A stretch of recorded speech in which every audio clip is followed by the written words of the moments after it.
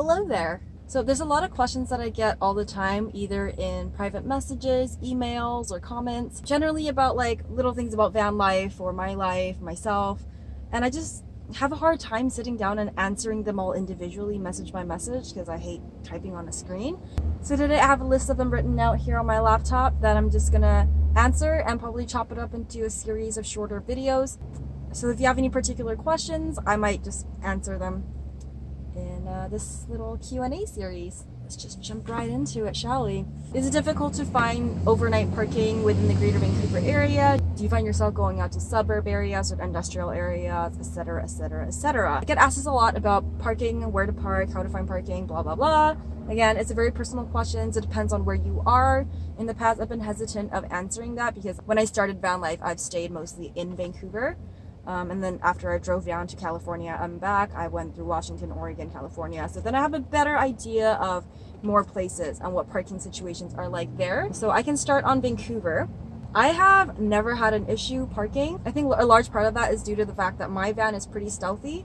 It just looks like a regular white work van from afar. People don't think too much of it. You wouldn't really think that anybody's staying in it unless it's like I got my lights on, I have the doors open, I'm cooking or something. But generally, if I'm gonna sleep somewhere that is more towards residential or maybe city, I would just kind of keep it really low key, park, leave the lights off, and just go to sleep, have all my curtains closed, and like people can't really tell I live in here or I'm sleeping in here at all. There's lots of areas where people just straight up don't care, especially in Vancouver, like a lot of public parks and beaches and stuff. Just pay attention to signage. If you're not supposed to park somewhere, usually there will be a sign saying don't camp here past certain hours. Although in my experience, there are areas with leeways where even the sign says don't do it. I've gotten away with it. Other people have gotten away with it, but I'm not going to recommend that because I don't want you to get in trouble. So park at your own risk. In the last 2 years I've been doing this, I've gotten one parking ticket and it was in Big Sur, California, off the side of the highway. I was taking a cat nap and got a ticket. There was no sign saying that I couldn't do that. So I had no idea. I didn't even know I was in a national park where I was because it was actually just outside of Big Sur. I got a parking ticket, but that's the only time in 2 years that's ever happened. And I've never been kicked out of a place. I've never gotten a knock saying don't park here. General rule of thumb for me is if you have a stealthy vehicle like this one, it's not a huge issue as long as you're not parked somewhere you're not supposed to be parking. Don't park in front of somebody's house that you don't know for more than like a day or two at a time. Move around even if it's just around the block. And if you're in an area a lot, like for example, I was working a regular job somewhere all last year. So I got to kind of know the neighborhood, the neighbors. A lot of times I would be in front of my friends' houses, my family's houses, coworkers, even just my work. So whoever's house I'm parked in front of knows who I am and what I'm doing, so then they don't have a problem with it. Generally, if people are going to report you, it's probably somebody angry and unhappy with their own life. Or if you're like leaving a mess, leaving garbage, or if they just like are judgmental or something. Maybe they just don't like somebody parking in front of their house all the time. Maybe it's their parking spot. Just be mindful of whose house you're in front of.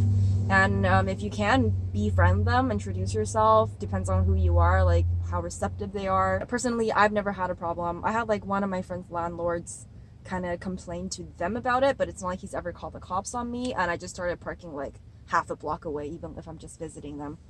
So that is very situational. Every street, every neighborhood's going to be different. Go find your little nook, find your little niche. Maybe ask local van lifers what they're doing.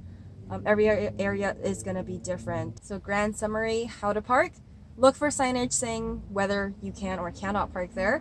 Don't be obnoxious and obvious about the fact that you're living in your van and sleeping there if you do plan on sleeping there, especially if it's a residential or city area.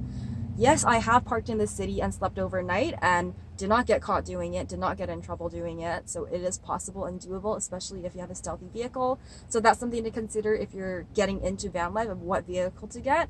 Maybe get something a little bit more discreet, rather than like a giant bus or an obviously like painted hippie van or something. I know it's fun, it's funky, but functional wise, if you work in a city, have whatever reason you need to be in a city area, maybe lean towards something a little bit more stealthy with window covering so it doesn't obviously look like somebody is living inside. Find areas where other vans are. That's the thing that I learned the most traveling around as well. Other areas where you see campers and vans parked, it's probably okay for you to park there as well. get to know your neighbors, ask around. What van life has really taught me is to be social and ask for help and connect with the community, because from my experience, for the most part, this community is pretty tight and most people are pretty open to help each other out and give tips and tricks. There's a lot of Facebook groups, social media groups that you can join if you're passing through a new town or if you're starting in a new city. There's quite a bit of support of people willing and open to help. And learn as you go, you know. I kind of jumped into it head first, like anything else in life. You'll figure it out. Such a vague answer, but that's generally how I park. Yeah, move around often. Don't stay in the exact same spot for a long time, because that is how you will stand out, get attention that you may not want, and probably get in trouble. So move around a lot, even within one day. Depending on where I am, I'll try to move around the block. So then one angry person is not like sitting there like, whose van is that? Why are they parking there?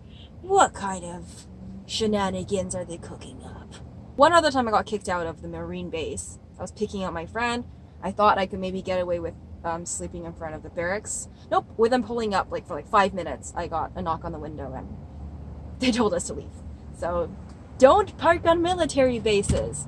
They don't like that. And friends and family, you know, if you got friends and families in the area, if you know somebody, park in front of their house. They're not going to call the cops on you. You can use their bathroom, use their Wi-Fi, make breakfast for them, and just be a good house guest. Learn to not be an asshole. Don't leave garbage behind. Don't be rude to your neighbors. Don't be that person that ruins it for everybody else. And don't be the reason that other people can't have nice things. So as a community, let's just stick together and be nice. You know, in some places, van lifers already kind of have a bad rep. Don't add to that. So don't be an asshole. Clean up after yourself. Yeah. Like this video if it helped you at all. Comment anything else you want to know. Subscribe to my channel if you want to see more and stay updated on the next ones I post.